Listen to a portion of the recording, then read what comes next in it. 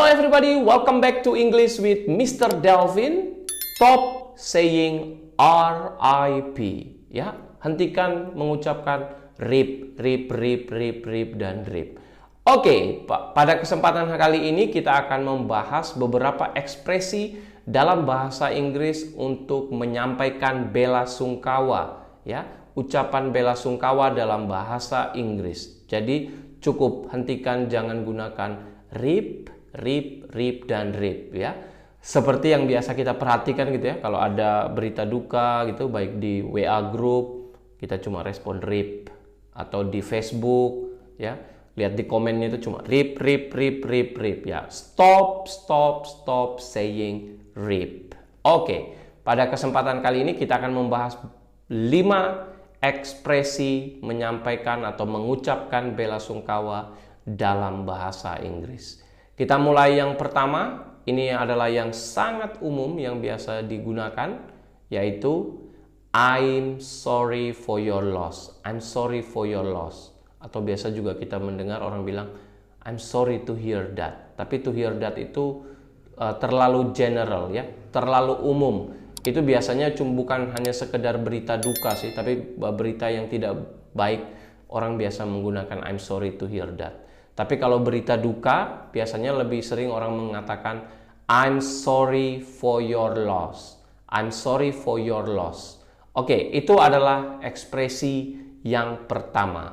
Ekspresi yang kedua dalam bahasa Inggris ketika kita mendapatkan berita duka, baik itu dari sahabat dekat, baik itu dari keluarga, baik itu dari teman, ataupun dari sosial media, ya, kita bisa menyampaikan words can't express my sorrow for your loss.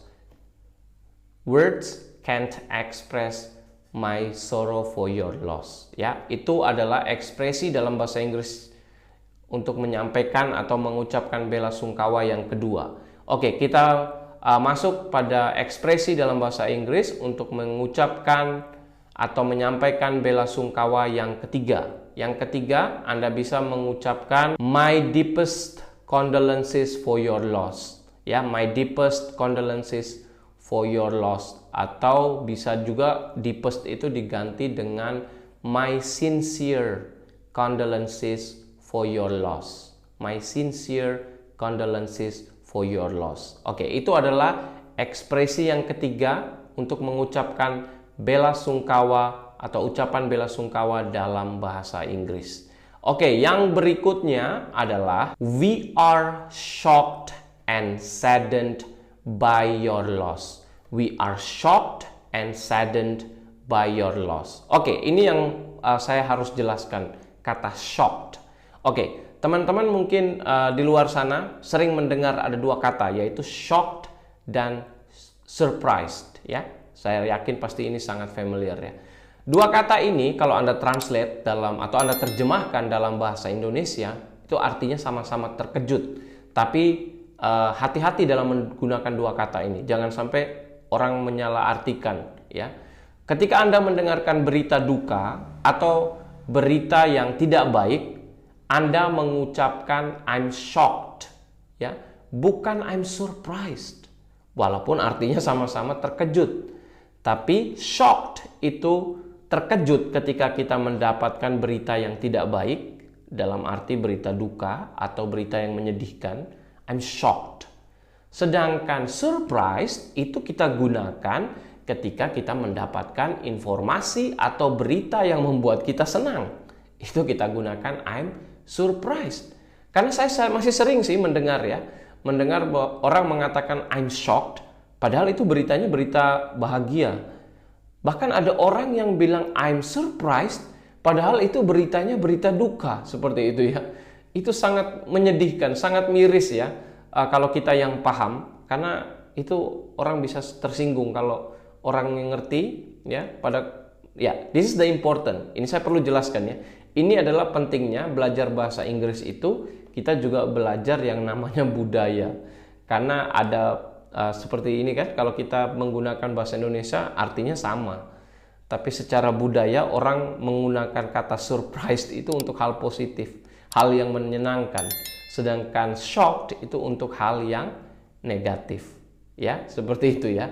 Jadi kalau dengar berita orang meninggal, yang benar itu I'm shocked, bukan I'm surprised. Kalau mendengar berita kelulusan, itu I'm surprised, bukan I'm shocked. Ya, mungkin shock bisa sih ya. Kalau pada situasi tertentu misalnya orang ini malas gitu kuliahnya atau lain sebagainya ya.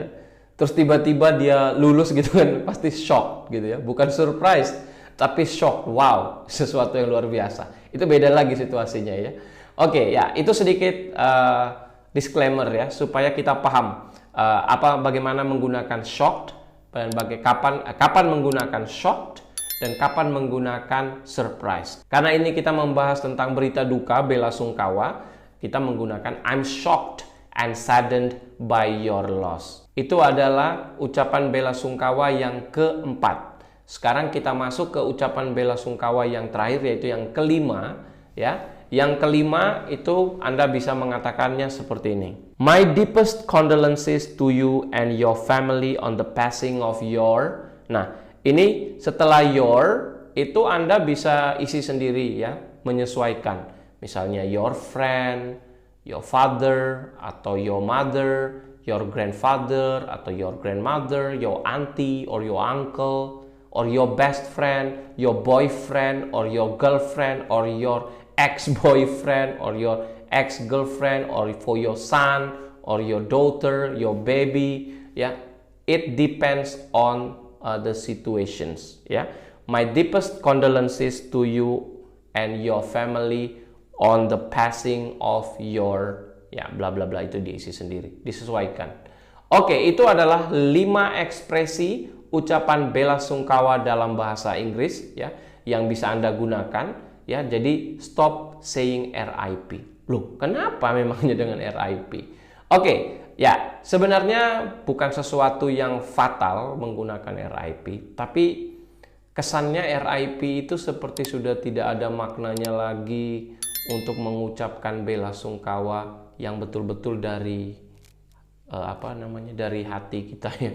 Karena bayangkan aja kalau ada berita duka kita hanya mengetik RIP. Padahal RIP itu sekarang sudah banyak digunakan dalam beberapa konteks ya. Coba Anda perhatikan, misalnya ada kompetisi bola kaki misalnya ya, Liga Champion gitu ya, atau ya apalah itu. Ketika salah satu tim kalah itu biasanya kan saling membuli kan. RIP terus nama klubnya seperti itu ya. RIP apa gitu, saya nggak usah sebutin ya, nanti ribut nanti ya. RIP ya, terus itu nama klubnya. Atau bisa juga misalnya bahasa Inggris ya, kalau bahasa Inggris itu sangat tidak sering atau sudah jarang sekali digunakan, orang biasa juga bilang RIP English ya, seperti bahasa Inggris itu sudah mati karena orang tidak menggunakannya lagi, seperti itu ya. Atau orang biasa bilang itu dead language ya, bahasa yang sudah mati ya. Ada beberapa bahasa ya seperti itu ya.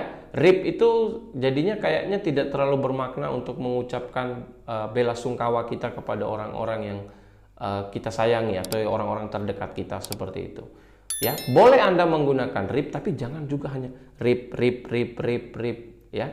You can say rest in peace, tapi juga ya not only that. For example, you can say may your father, atau may your mother, atau may your grandparents, atau ya apalah itu, tergantung dengan situasi ya.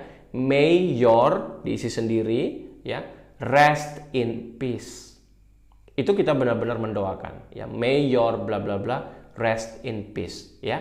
Jadi bisa mengucapkan seperti itu ya. Jadi mungkin ya dari materi hari ini ya, so you can use it ya in your daily ya. Sudah mulai bisa dipraktekkan baik itu di sosmed ya, di WA group dan lain-lain ya. Kalau ada berita duka, kalau mau menggunakan bahasa Inggris, maybe you can use that one ya. But if you want to use bahasa Indonesia ya seperti biasa ya, turut berduka cita dan lain sebagainya. But if you want to use English ya, I suggest you don't use only RIP ya. You can use completely. Okay, that is the things that I want to share for today ya. Thank you everyone for watching. If you like this video, give me your thumbs up ya. Kalau suka dengan video ini boleh klik ya jempolnya, dan juga bisa share video ini ke komunitas ataupun ke teman-teman yang lain, ya. Maybe they want to learn. Mungkin mereka juga ingin belajar, ya. Thank you everyone. May God bless you all. Stay safe and healthy. See you in the next video. Bye bye.